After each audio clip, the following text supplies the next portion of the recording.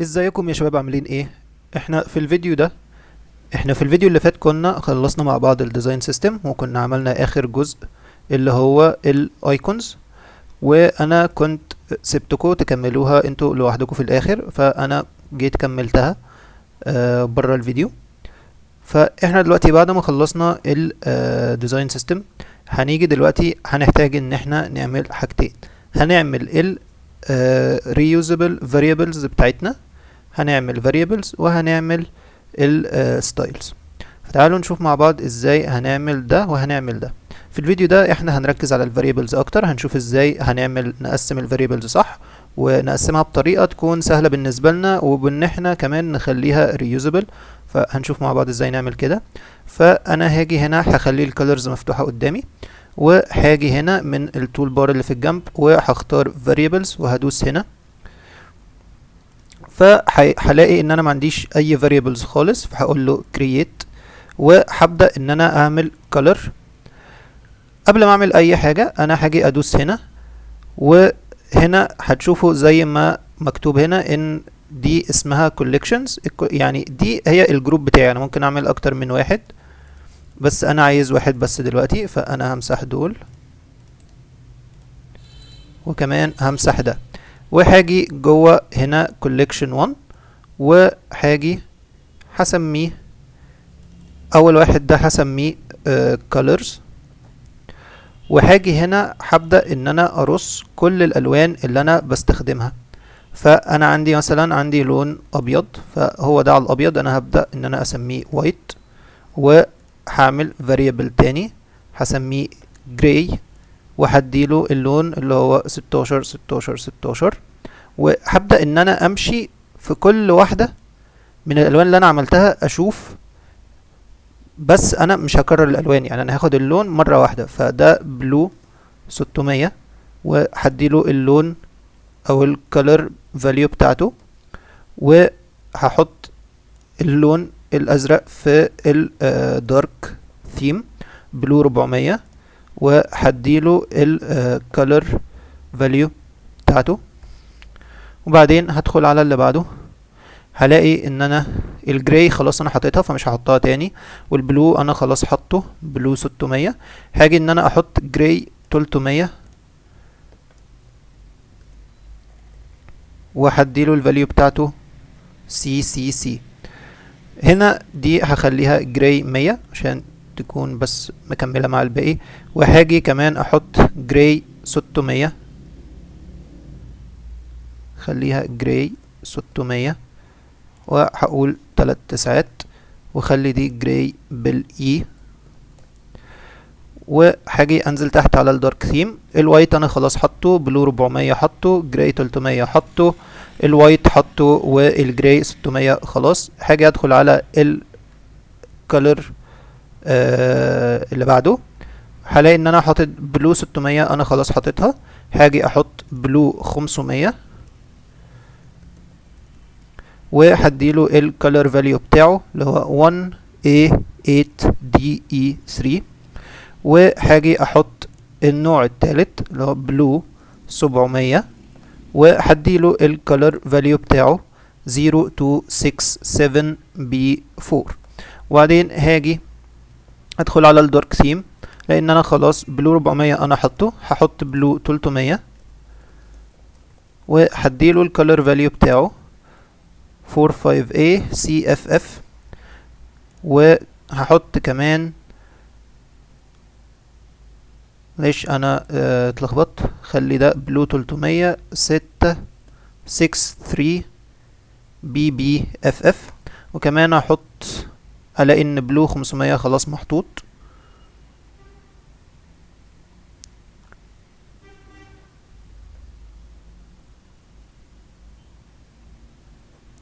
هنا ده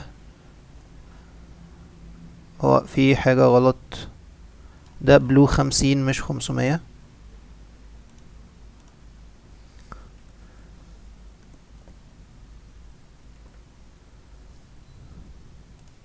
وهحط الفاليو بتاعه،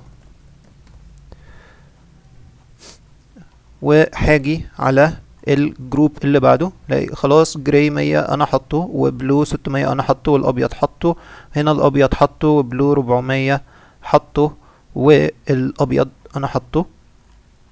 هاجي في التوكنز اللي بعدها السبورت، هاجي اقول له ريد 60، هقول له ان ده اديله الفاليو بتاعه. وبعدين اللون اللي بعده جرين 50، وهديله الفاليو بتاعه. وهحط اليلو واديله الفاليو بتاعه، وهحط البلو وهديله الفاليو بتاعه. هنزل على الدارك ثيم وهقول ريد 50 وهديله الفاليو، والجرين 40 وهديله الفاليو، وهقول يلو وهديله ده. خلاص ده نفس الفاليو اللي احنا اديناها له فوق. وهقول بلو 50 وهديله هنا زي ما انتوا شايفين، عشان انا اوريدي بلو 50 انا كاتبه، فهو اداني ان في غلطة ومرضاش يسمي بنفس الاسم. خلينا نرجع نشوف تاني. هنا في لخبطة في الالوان، فانا هخلي ده هقول له هسمي ده بلو 200 طالما انا ال200 عندي مش مستخدمة. انا دوست اسكيب بالغلط، فهاجي افتحها تاني من هنا، وهاجي من هنا البلو هشوف بلو 50 هنا، وهخلي دي بلو 200. وهرجع تحت هنا هسمي ده بلو 50، وهاجي اديله الكولر فاليو بتاعه. وبكده نكون خلصنا السبورت توكنز. وهاجي ادخل على الزراير، فهلاقي ان انا بلو 600 خلاص، وبلو 500 عندي 600 وعندي 500 وعندي 700، والجراي كمان عندي جراي 300 و 350 مش عندي، فهاجي ازود جراي 350 وهديله الكولر فاليو بي اف. وجراي 400 كمان مش عندي، وحاجة اديله الفاليو B3. وريد 600 خلاص عندي، وما عنديش ريد 70، فهاجي ازود هنا ريد 70 وهقول له هديله الفاليو بتاعته BA1 B23. وهاجي كمان احط ريد 80 وهديله الفاليو بتاعته 750 E13. وهنزل على الدارك ثيم. خلاص بلو 400 عندي، وبلو 300 وبلو 500 خلاص، جراي 300 جراي 350 وجراي 400 وريد 60 وريد 70 و80 كده. وبكده نكون خلصنا اول جزء في الفاريبلز اللي هو الالوان. انا دلوقتي زي ما انتم شايفين هي الالوان عندي سايحه على بعضها ومتلخبطه، فانا علشان احل الموضوع دوت وما بقاش تايه في الالوان، خليني اكبر دي بس شويه. هبدا ان انا اجمع كل مجموعه الوان زي بعضها في جروب. يعني هاجي ان انا ابدا اختار كل الالوان البلو وهجمعها مع بعض، وانا بسلكت بدوس كنترول على الكيبورد وببدا اختار كل الالوان اللي اسمها بلو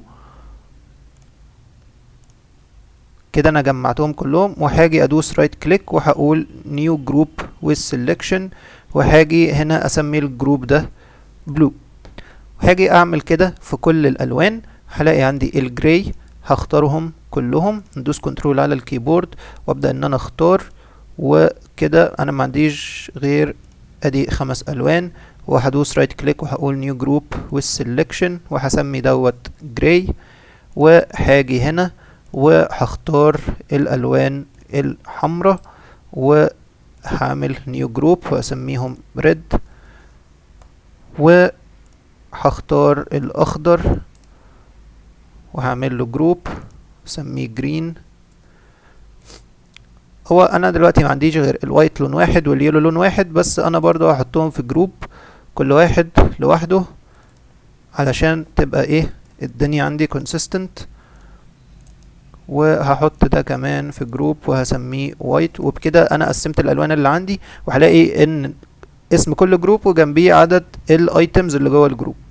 هاجي هنا اعمل كوليكشن تانية وهسميها الفونتس، وهاجي هكرييت المرة دي انا هكرييت نمبر، وهاجي هنا هفتح صفحة الفونتس وانا هعمل الفونتس بالطريقة دي. خلينا اصغر دي شوية.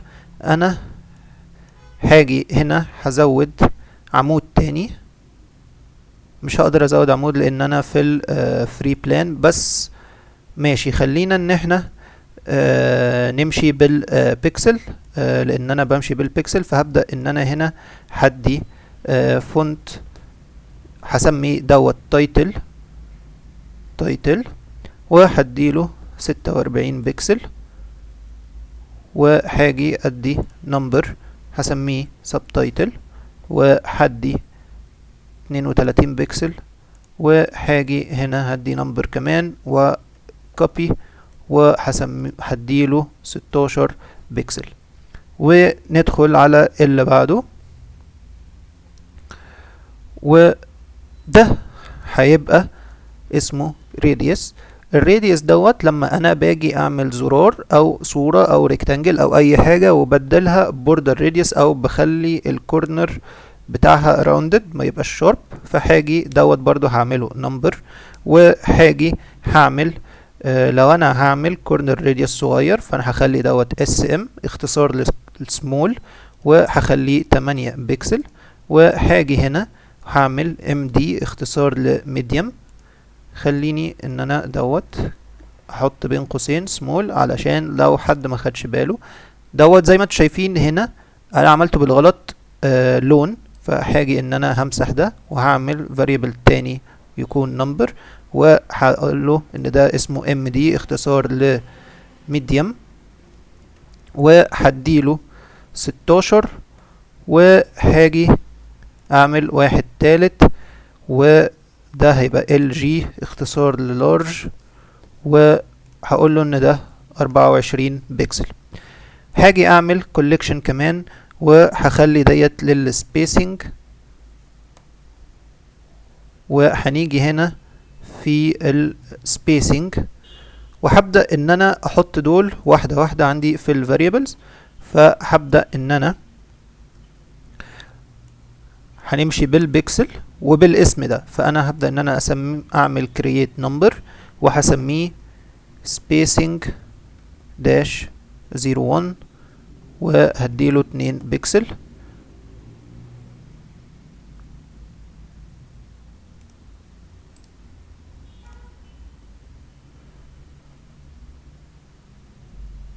وهبدأ ان انا امشي واحدة واحدة لحد ما ارص كل السبيسنج بلوكس اللي عندي. فهعمل نمبر كمان واسميه spacing 02 وده هيبقى 4 بكسل، spacing 3 ده 8 بكسل، spacing 4 12 بكسل، spacing 5 16 بكسل، spacing 6 24 بكسل، spacing 7 32، spacing 8 40،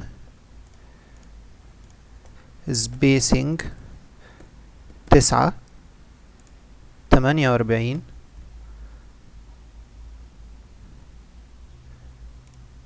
spacing 10 56، spacing 11 64، spacing 12 72، spacing 13 80، spacing 14 88 spacing 15 96 spacing 16 104 spacing 17 112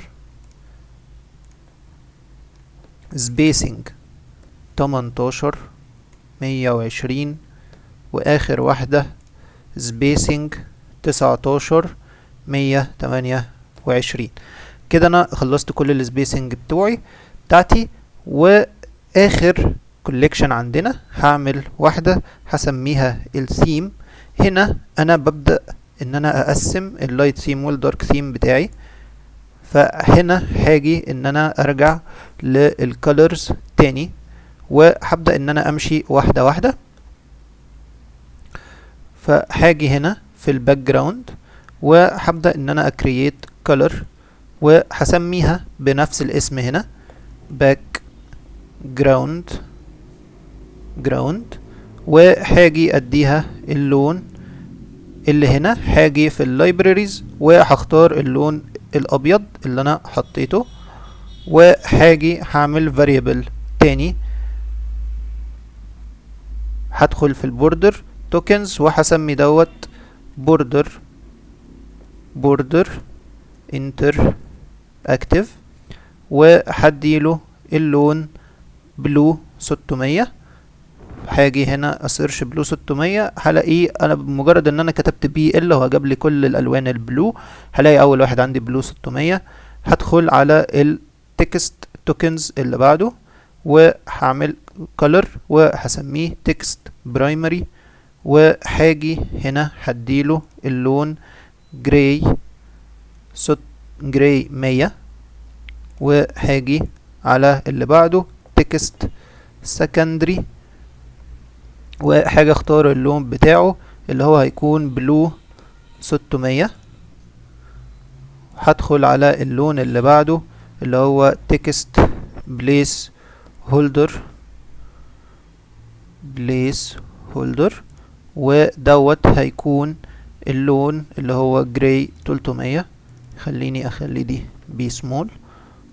وهدخل على اللون اللي بعده اللي هو تكست اون color. خليني اشد دي في الاخر وده هيكون اللون ابيض. وهدخل على اللون اللي بعده اللي هو تكست هيلبر ده هيكون جراي 600. وهدخل على التوكنز اللي بعدها اللي هي اللينك وهاجي هعمل اول حاجة لينك برايمري ده هيكون لونه بلو 600 ولينك برايمري هوفر ده هيكون بلو 500. وهاجي اعمل اللينك التالت لينك برايمري اكتف ده هخليه بلو 700. هدخل على التوكنز اللي بعدها الايكون. هاجي هعمل اول حاجة ايكون برايمري وهديله اللون بتاعه جراي 100. هاجي اللون اللي بعده ايكون سكندري وهديله لون بلو 600. وهاجي اخر واحدة في الايكونز ايكون اون كولر وهديله اللون بتاعه اللون الابيض. وهاجي على التوكنز اللي بعدها السبورت. هاجي هقوله سبورت ايرور هديله اللون الاحمر ريد 60. هاجي على اللي بعده سبورت سكسس وهديله اللون بتاعه اللي هو جرين 50. وهاجي على السبورت اللي بعده سبورت وورنينج وهديله اللون الاصفر.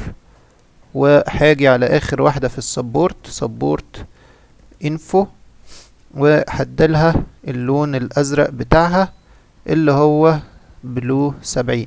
وهاجي على اخر مجموعة توكنز عندي الزراير، وهبدأ بأول واحدة بutton primary، هديلها اللون بتاعها بلو 600. هدخل على اللون التاني button primary hover، وهديلها اللون بتاعها بلو 500. وهدخل على اللون التالت button primary active، هديلها اللون بتاعها اللي هو بلو 700. وهدخل على مجموعة الزراير التانية button secondary، وهديلها اللون بتاعها اللي هو جراي 300. وهدخل على الزرار التاني button secondary hover، وهديله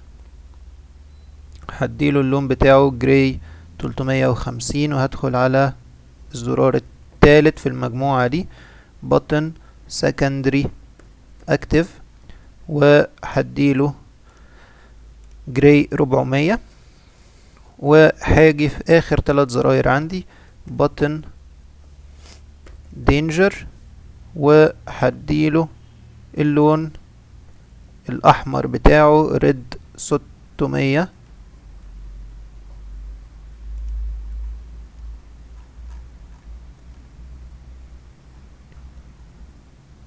ريد 60، انا اسف، ريد 60. هنا دي غلط، هشيل 0 منها. وهاجي على الزرار اللي بعده button danger hover، وهديله اللون بتاعه 70. وهاجي على اخر واحد في الزراير button danger active، وهديله اللون بتاعه red 80. كده اكون انا خلصت كل التوكنز اللي عندي. هبدأ ان انا اقسمهم جروبس زي ما عملنا في الالوان. فهاجي اختار هنا بقى انا مش بختار باللون، هنا انا بختار بمجموعة التوكنز. فانا عندي باك جراوند لوحده، فده هعمل له جروب هسميه باك جراوند. عندي بوردر واحد، فده هعمل له جروب هسميه بوردر. عندي مجموعة تكست، فدي هعمل لها جروب مع بعض هسميها تكست. عندي مجموعة لينك، فدي هعملها جروب مع بعض هديها اسم لينك. وعندي مجموعة ايكون مع بعضها، دي هعمل لها جروب وهديها اسم ايكون. وعندي مجموعة سبورت مع بعضها هعمل لها جروب باسم سبورت. وعندي مجموعة buttons الزراير مع بعضها اعمل لها جروب مع بعض واسميها buttons. وبكده نكون عملنا مع بعض كل ال variables، ان احنا جمعنا ال design system واستخدمناه ك reusable variable. في الفيديو اللي جاي هنشوف مع بعض ازاي نقدر ان احنا ناخد ال variables نستخدمها ك styles، وبكده نكون عملنا ال design system بشكل صحيح ونقدر ان احنا نستخدمه ونخليه reusable، بحيث ان انا لو عوزت ان انا اغير لون او اغير اي حاجة في نص الديزاين ما يبوظليش الديزاين كله ولا يبوظ لي كل الديزاين سيستم اللي احنا بنيناه سوا. اتمنى اكون افدتكم واشوفكم في الفيديو اللي جاي.